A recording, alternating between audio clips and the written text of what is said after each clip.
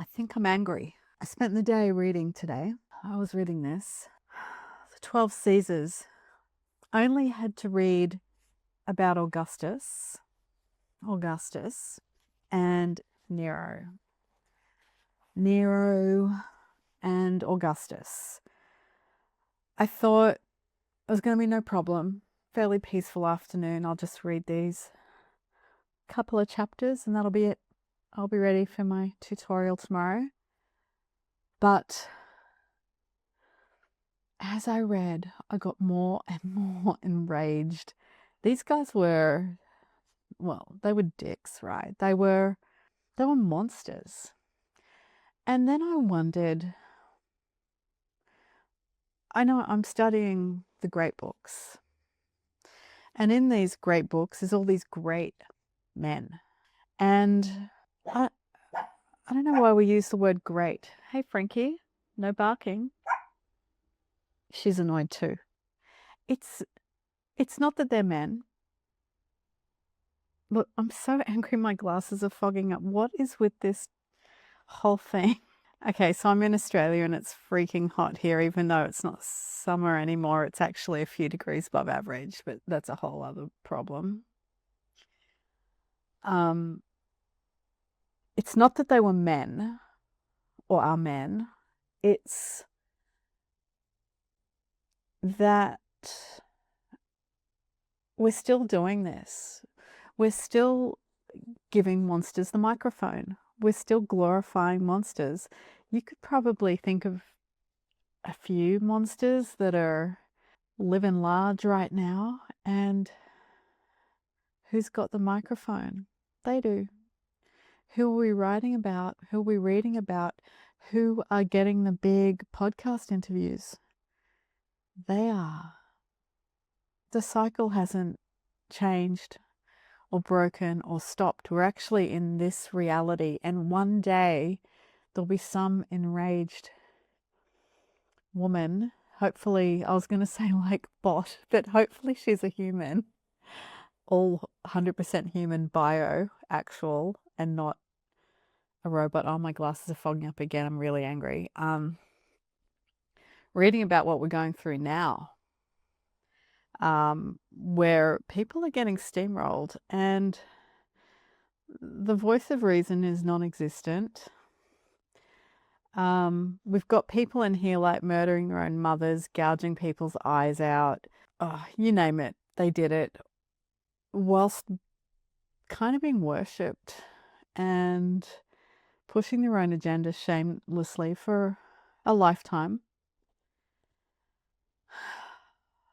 Anyway, I don't know why I'm so angry. I think what's interesting is I've walked into this zero knowledge. I just did not learn this stuff in school. I did not learn about the Caesars in school.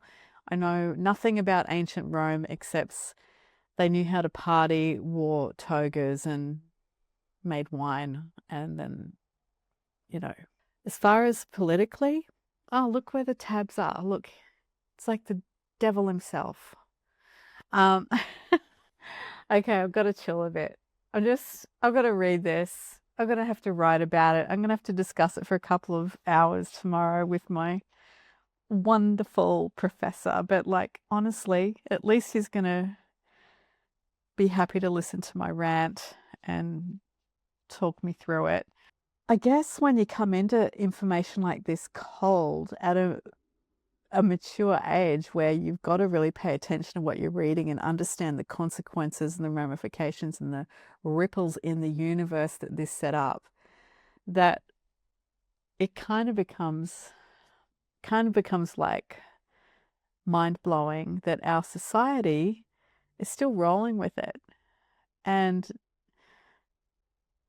humanity, like as a group, like all of us, are not stopping it at some point in the last, I don't know, when was this? Like nearly 2,000 years ago. Nowhere along that line we thought we should change it up a bit.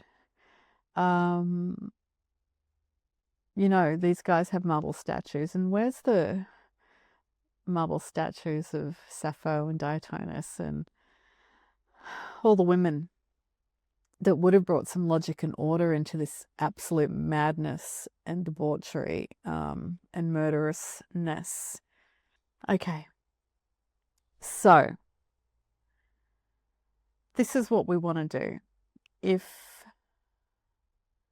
you can, get into some of these classics. If you haven't already, if you're like me and just sort of, you just didn't cover this stuff in your education up till now, get educated about this stuff. The boring, ugly reads like I had to do today.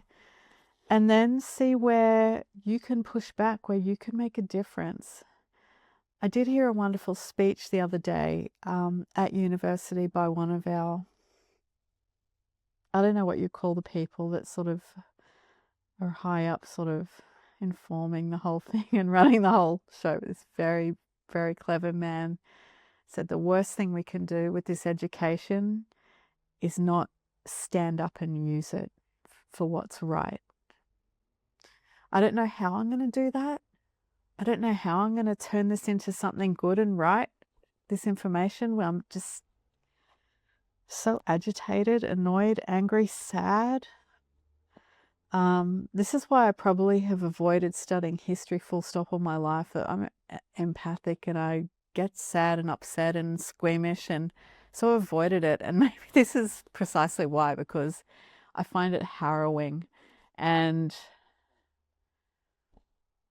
I want to use my education to soften the edges and try to find my own little way, my own little corner in the world to bring some peace, bring some enlightenment. That's probably a bad word too, but like some brightness and some nurturing and some clarity.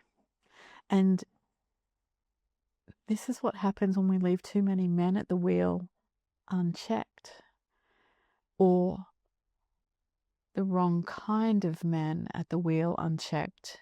There's no balance, there's no diversity. Don't worry, guys, I love you guys, and some of my best friends are guys. But we need more women, and we need more balance, and we need less books in the future that are history books that look like this, because it's appalling and embarrassing. Are we done? Yes.